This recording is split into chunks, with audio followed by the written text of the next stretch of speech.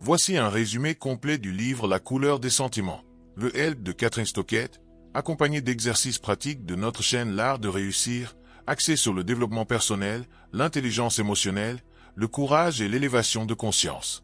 Le développement personnel, qu'est-ce que c'est? Le développement personnel, c'est le processus de transformation consciente par lequel une personne cherche à mieux se connaître, à grandir intérieurement, à améliorer sa vie et à réaliser son plein potentiel. C'est apprendre à penser autrement, à maîtriser ses émotions, à vaincre ses peurs, à développer ses forces et à vivre une vie plus alignée avec ses valeurs profondes. En quoi consiste le développement personnel? Il comprend plusieurs axes essentiels. 1. La connaissance de soi. Identifier ses forces, ses faiblesses, ses croyances limitantes. 2. La gestion des émotions. Apprendre à gérer la colère, le stress, la peur, la tristesse. 3. La fixation d'objectifs. Savoir ce qu'on veut vraiment dans la vie. 4. L'amélioration des compétences. Communication, discipline, confiance en soi, leadership. 5. Le passage à l'action. Sortir de sa zone de confort pour transformer sa vie. 6. La spiritualité ou la quête de sens. Comprendre sa place dans le monde, vivre de manière plus consciente. Quelle est l'utilité du développement personnel? Vivre une vie choisie, et non subie.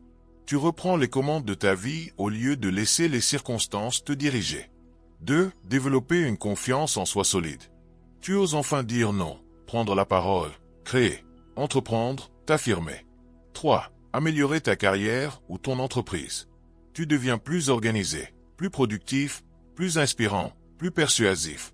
4. Avoir des relations plus saines. Tu apprends à mieux communiquer, à fixer des limites, à aimer sans te perdre. 5. Trouver la paix intérieure. Tu fais la paix avec ton passé, tu vis mieux ton présent, tu construis ton futur. Le développement personnel, c'est le chemin du héros de ta propre vie. Ce n'est pas devenir quelqu'un d'autre. C'est enfin devenir pleinement toi. Et toi, es-tu prêt à te découvrir, à te libérer et à réussir? L'intelligence émotionnelle, qu'est-ce que c'est? L'intelligence émotionnelle, c'est la capacité à comprendre, maîtriser et utiliser ses émotions de façon constructive pour soi-même et dans ses relations avec les autres. C'est être intelligent avec son cœur. En quoi consiste l'intelligence émotionnelle? Elle repose sur 5 piliers fondamentaux. 1. La conscience de soi. Savoir identifier ce que tu ressens, reconnaître tes émotions et comprendre comment elles influencent tes pensées et tes actions. Exemple, je sens que je suis tendu. Pourquoi? Parce que je me sens jugé. 2. La maîtrise de soi. Savoir gérer ses émotions au lieu d'être contrôlé par elles. Ne pas exploser, fuir ou s'effondrer à chaque émotion. Exemple, apprendre à canaliser ta colère, transformer ton stress en énergie créative. 3. La motivation intérieure. Avoir la capacité de se motiver soi-même, sans attendre l'approbation extérieure, et de persévérer malgré les échecs. Exemple, être animé par une vision claire de ce que tu veux devenir.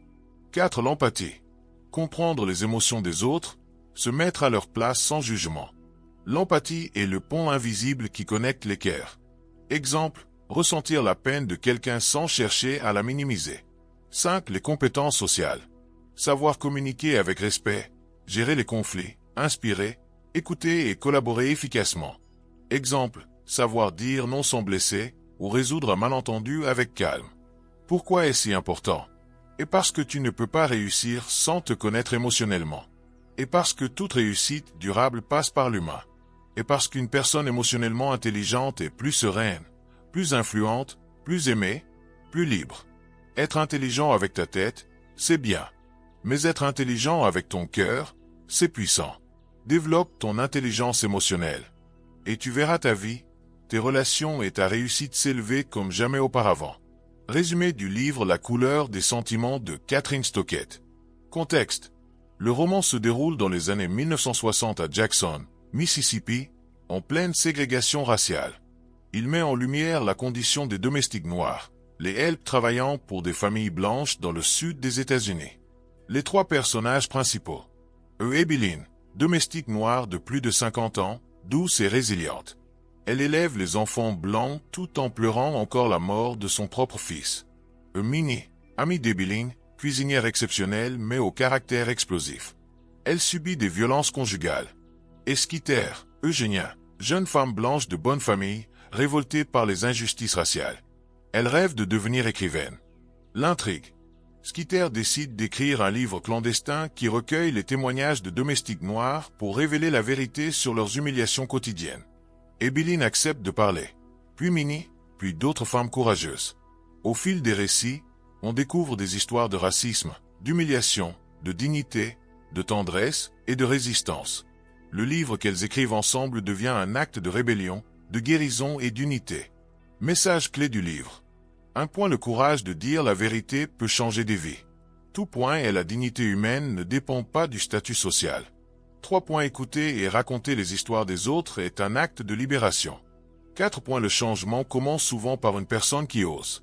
Exercice pratique pour notre audience. Développement personnel. 1. Écris ton histoire cachée. Objectif. Prendre conscience de ses blessures, forces et valeurs. Rédige anonymement une page sur une expérience où tu t'es senti rejeté, discriminé ou rabaissé. Puis écris une deuxième page sur ce que tu as appris de cette expérience. Tout comme Ebeline, commence par dire ta vérité. Ton histoire peut guérir, commence par toi. 2. Exercice du courage silencieux. Objectif. Apprendre à agir avec courage dans l'ombre. Et pendant une semaine, fais un acte de justice, de soutien ou de solidarité sans rien attendre en retour. Note comment tu te sens après. Dans un monde qui te pousse au silence, ton courage silencieux est une révolution. 3. Cercle de gratitude inversé. Objectif. Reconnaître ceux qui ont contribué à ton évolution, même dans l'ombre. Identifie 3 personnes, invisibles, gardiens, femmes de ménage, anciens professeurs, etc. qui t'ont soutenu ou marqué. Écris-leur une lettre de remerciement, même si tu ne l'envoies pas. C'est dans les cœurs invisibles que naissent les plus grandes lumières. 4. L'art d'écouter sans juger. Objectif. Développer l'intelligence émotionnelle. Pendant une discussion, écoute quelqu'un sans interrompre, sans conseiller, sans juger. Note ensuite ce que tu as appris sur cette personne et sur toi. Écouter, c'est offrir à l'autre un miroir de dignité.